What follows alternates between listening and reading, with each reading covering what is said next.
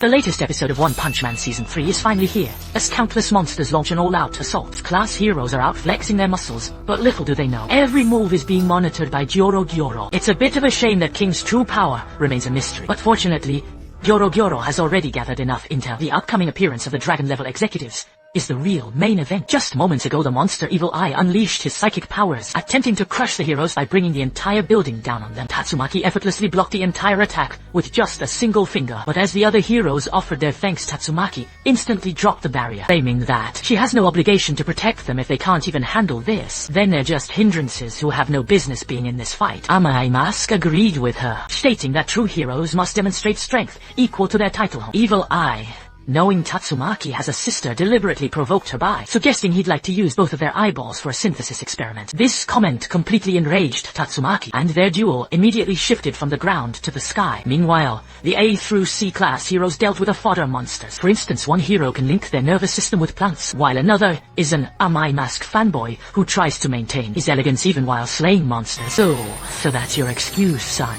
The most absurd part has to be this B-class heroine. Her fighting style is literally based on track and field events. She uses pole vaulting javelins, and even treats monster corpses like a hammer throw. Just as she was about to start her next event, two watermelon monsters found an opening and lunged at her immediately after. She was being pummeled and kicked by a mob of monsters. Fortunately, Super Alloy Darkshine arrived just in time. With a single slap, he crushed the surrounding monsters to death. The rest was squeezed into a pulp by the girl's raw strength. Don't ask why the reward is a watermelon monster. Even I, your host, have no clue. At this moment, Flashy Flash realized something was off. Obviously, the enemies were far too weak. Child Emperor also felt this wasn't a simple attempt to wear them down. As the fodder was continuously cleared out, a group of slightly more formidable monsters appeared. Leading them was Reno Wrestler, a demon-level monster who had pushed his physique and horn to the limit. He also had a peculiar habit. He loved to grade his opponent's strength. After a brief exchange, B-class and C-class heroes scored mostly between 15 and 30 points, while A-class heroes could reach up to 69. Gyoro was quite satisfied with these results, because not long ago this guy was only tiger level. Growing to demon level in such a short time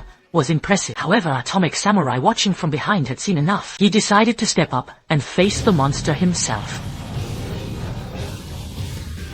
Oh, sweet flowing water. My name is Wait today. Order some music from the lands near.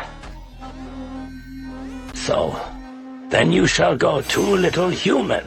The other monsters couldn't even register what was happening.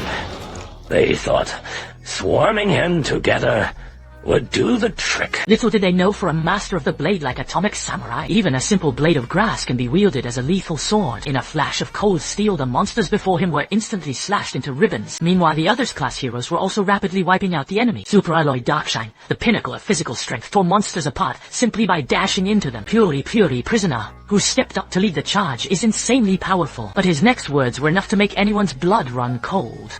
You in the zone, skinny up them.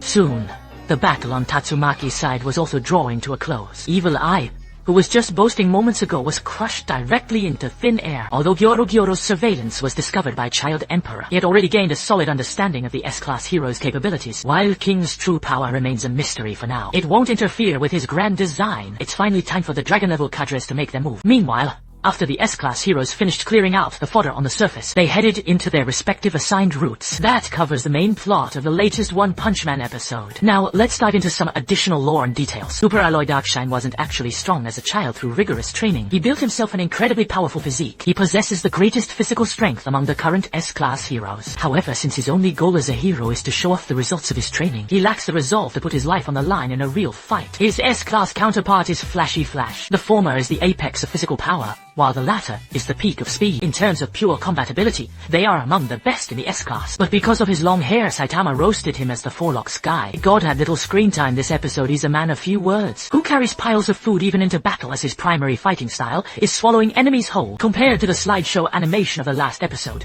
this one is a slight improvement. There's more actual movement, but the budget-saving look is still painfully obvious. The next episode is titled The Ninja Scroll, and the plot should focus on Flashy Flash's big battle. How will those two ninjas fare? Let's wait and see.